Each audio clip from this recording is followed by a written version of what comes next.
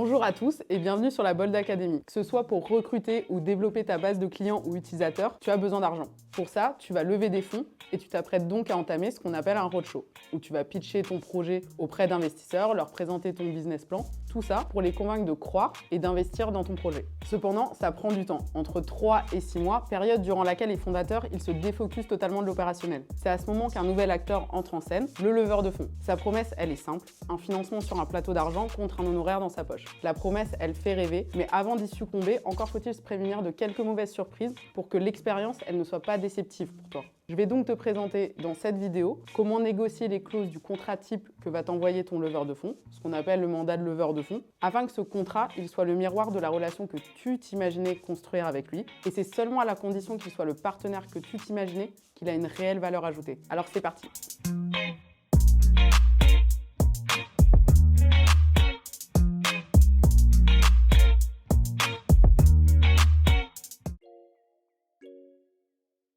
Avant de prendre un leveur, c'est essentiel de bien analyser tes besoins à chaque étape de la levée de fonds. Ça t'aidera d'abord à évaluer si tu souhaites ou non faire appel au service d'un leveur, et si oui, à bien déterminer le cadre dans lequel tu attends son intervention. Ce cadre, il va être décrit dans le contrat de mandat de leveur de fonds. D'abord, il faut se pencher sur l'opération en elle-même. Quelle est sa nature, son montant, le type d'investisseur recherché. Il existe une variété importante d'opérations, que ce soit la levée de fonds classique en augmentation de capital, à l'émission d'obligations convertibles qui vont être de la dette ou même la vente de la société. Tu as aussi des opérations qui incluent un cash-out des fondateurs ou des associés minoritaires. Toutes ces opérations, elles sont différentes et elles ne correspondent pas toutes à ce que tu recherches pour ta société. C'est donc important que tu exclues du contrat les opérations que tu ne souhaites absolument pas réaliser. Ensuite, il faut également que soit indiqué le montant minimum pour lequel on peut considérer que l'opération est effectivement réalisée. Autrement dit, à partir de combien le leveur a réussi. L'idée, c'est de se mettre d'accord sur un montant minimum de levée à atteindre, à partir duquel les honoraires du leveur pourront s'appliquer. Enfin, il faut que tu identifies le type d'acteur que tu souhaites voir entrer à ton capital. Est-ce que tu veux des VC, des family office, des BA? C'est d'autant plus important de le préciser que c'est souvent la raison pour laquelle tu fais appel à un leveur, avoir accès à ce réseau-là. D'ailleurs, n'hésite pas à faire une due diligence sur ton leveur afin de t'assurer qu'il a déjà accompagné des sociétés qui recherchaient le même type d'investisseur que toi. Discute avec ton réseau, appelle ses anciens clients, regarde spécifiquement ce qu'il a fait dans ton domaine afin d'avoir des investisseurs qui apportent une expérience métier ou sectorielle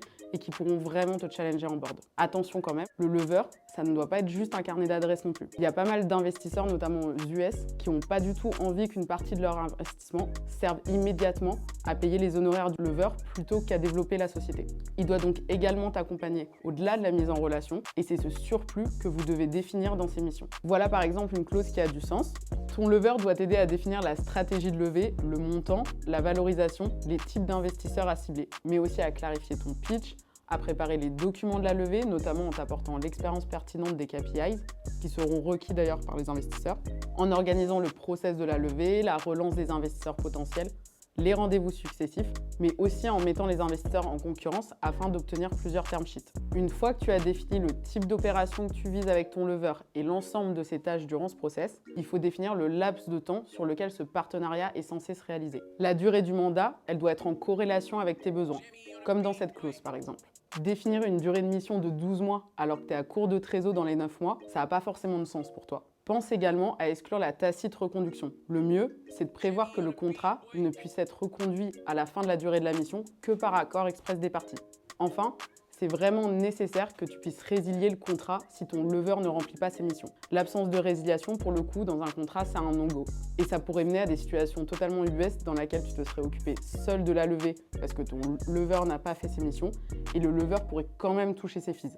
Une fois que ces différents points ils sont fixés, donc c'est-à-dire l'opération, les services du leveur et la durée du mandat, tu es à minima assuré que ton leveur et toi, vous avez la même compréhension du type de relation dans laquelle vous souhaitez vous inscrire. Maintenant que c'est clair, encore faut-il savoir combien tu es prêt à le payer pour ça. En matière d'honoraires, le leitmotiv, c'est que tout se négocie en termes de fees. D'abord, il faut comprendre les différents types de fees que peut te demander ton leveur. Il y a la commission d'engagement, qui est un montant fixe à payer upfront, sauf qu'à ce moment-là, tu n'as pas encore vu la couleur des talents de ton leveur. Il y a également un frais fixe possible, et ce peu importe le montant levé, ou une commission au succès, c'est-à-dire un pourcentage du montant levé. Une fois que tu sais ça, le plus important est de savoir sur quel montant et sous quelle durée ces commissions s'appliquent. Je m'explique. Pour une commission de succès, c'est justifié de demander à ce que celle-ci soit limitée uniquement au montant des fonds apportés par les investisseurs présentés par le leveur. Voilà une clause type qui te permet de faire ça. Si ce n'est pas accepté par le leveur, on peut envisager de prévoir l'inclusion des autres investisseurs, autrement dit ceux qui participent au tour mais ne t'ont pas été présentés par le leveur. Mais dans ce cas, la commission, elle doit être décotée. Par exemple, 5% en cas d'investisseurs présentés par le leveur et 1% pour les investisseurs qui n'ont pas été présentés par le leveur. En tout état de cause, les associés actuels qui remettent au pot lors de la levée, il est justifié qu'ils soient exclus. Ils réinvestissent clairement car ils te connaissent et non grâce au leveur. Une fois que tu as bien vérifié que la commission du leveur porte sur les bonnes parties de l'argent levé, penche-toi sur la durée pendant laquelle ces fees peuvent être demandés. Une clause qui est très importante, c'est celle du droit de suite. La philosophie derrière le droit de suite, c'est qu'il est possible que le mandat de ton leveur se termine par exemple en juillet et que l'opération elle ait lieu en août. Dans ce cas-là, le leveur il doit tout de même percevoir sa commission, vu que c'est seulement l'opération qu'il a structurée qui a glissé et pris un peu de retard. Cependant, pour coller à cette philosophie de simple rattrapage, le droit de suite ne doit pas être construit de telle façon qu'il permettrait simplement au leveur de toucher son fees sur des opérations qui ne seraient pas liées à son travail. Afin d'éviter cet écueil, ce droit de suite, il doit être limité aux investisseurs que le leveur t'a présenté, en tout cas un petit peu en miroir avec ce que tu as négocié pour le scope de la commission de succès dont on parlait tout à l'heure, et également limité à l'opération définie dans le mandat. Par exemple, si tu as recruté ton leveur pour une série A et qu'il te présente des investisseurs et que tu finis par faire un bridge avec eux, le leveur, il pourrait exiger une commission sur cette nouvelle opération. Et ça ne devrait pas être le cas, vu que ce que tu voulais, c'était une série A et pas un bridge. Enfin, le droit de suite, il doit être limité dans le temps. En général, c'est entre 6 à 12 mois, après la fin du mandat. Au-delà, ça n'a pas trop de sens. Tu l'auras compris, un leveur de fonds, il peut t'aider pour avoir accès aux bonnes personnes et structurer ta levée de la bonne manière. Mais n'oublie pas, tu restes le meilleur pour défendre ta vision. Le meilleur des deux mondes, il se situe peut-être alors dans un contrat équilibré, négocié de façon éclairée grâce aux conseils que je viens de te donner, afin d'obtenir la valeur ajoutée pour laquelle tu vas vraiment payer ton leveur. Et surtout, on ne le répétera jamais assez, ne transige pas et ne signe pas une clause que tu ne comprends pas parfaitement. Merci d'avoir regardé la vidéo, j'espère que ça t'aura aidé à mieux comprendre comment négocier ton contrat avec un leveur de fonds. N'hésite pas à poser tes questions en commentaire si t'en as et à t'abonner à la chaîne pour ne pas louper nos prochaines vidéos. À très vite.